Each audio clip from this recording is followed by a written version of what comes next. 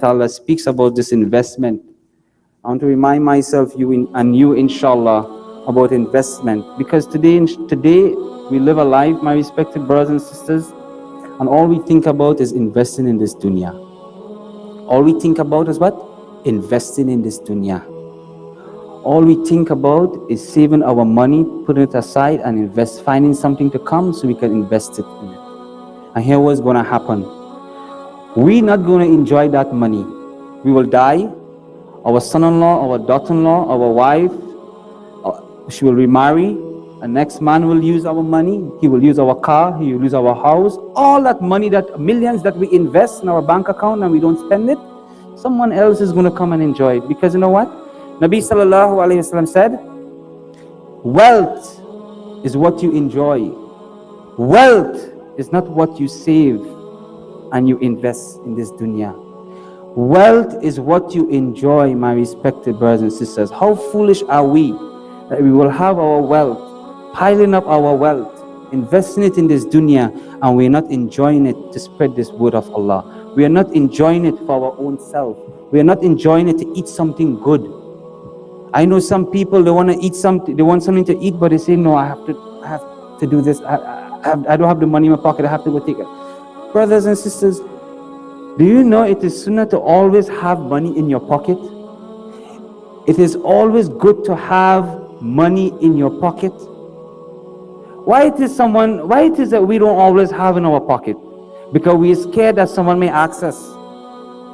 We are scared that when we come to masjid, they may ask us. And Allah may soften our hearts and we may end up giving it. That happens. When we have money in our pocket and we sit and we hear the message of giving in the path of Allah, Allah will soften our hearts. Some of us who have soft hearts, who have little iman in their heart, Allah will soften it. Some of us who do not have iman and who are stingy, it will remain hard. It will remain hard. But some of us who has iman in our heart, Allah will at least soften it a little bit so we can give. This is why you must make intention. Keep money in your pocket. So that that intention you have, that's when someone asks, I could give them something. Never let someone go without giving them something, my respected brothers and sisters. I have seen that in the life of the Holy Prophet Muhammad sallallahu alaihi wasallam, and I have also seen that by going out with the Sheikh, going places with him. Someone will ask for something, he will give. He will show us to always give, never hold back. Why hold back? Allah is the one that provides for you. Allah is using you to give. Allah subhanahu wa ta'ala has chosen you to give something in His path, to feed someone, to give to someone. Not just keep on investing, my respected brothers and sisters. This is how we are living, to please society. Society say, brother, this come out, this is a new thing happening in the stock market, this. Let's invest. That same brother, can you sit and ask that same brother, how much did you invest in your akhirah? You have lived 30, 40, 50 years. How much did you invest in that 40 and 30 years that you live in this world? How much did you invest in your akhirah? How much akhirah did you build? Ask that same person. And then when you could build your akhirah complete, then build this dunya.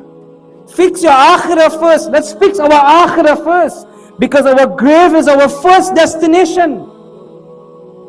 The Prophet ﷺ said, if your first stop in the qabr is good, then everything else is good. Invest in that stop. Invest in that stop. This is where we will be sleeping. Our soft bedding will go away. We'll be sleeping in clay, dirt, ants, mosquito, ants, lizards, snake will be eating our body. Things that we don't like in this world to touch us will be coming in top of us, in our nose, in our stomach. We'll be rotting. Are we not investing in this world, in this dunya? And we're not investing in the akhirah, my respected brothers and sisters? When the boxes are passed, we as Muslim not supposed to be begging for someone to take care of the masajid and to take care of the deen of Allah and spreading the word of Allah. Brother Azhar and Sheikh Alhikmat not supposed to be coming here to ask for a donation to donate Quran. It is our responsibility to donate the Quran. It is our responsibility to take this Quran and spend on this Quran in the four corners of the world. It is our responsibility to take care of the house of Allah. Just as we take care of our household, it is our responsibility to take care of the house of Allah. How many of us do we, if our light bill is not paid, do we just leave it to the light cut off? We are always concerned and we are always conscious about paying our bills, make sure our bills at our home are paid. Have we ever think and have a conscience in our heart, is the masajid's bill being paid? Is the house of Allah being taken care of? Let me invest in the house of Allah. Let me invest in the house of Allah. Don't let me wait for the box to come in front of me for me to give. No.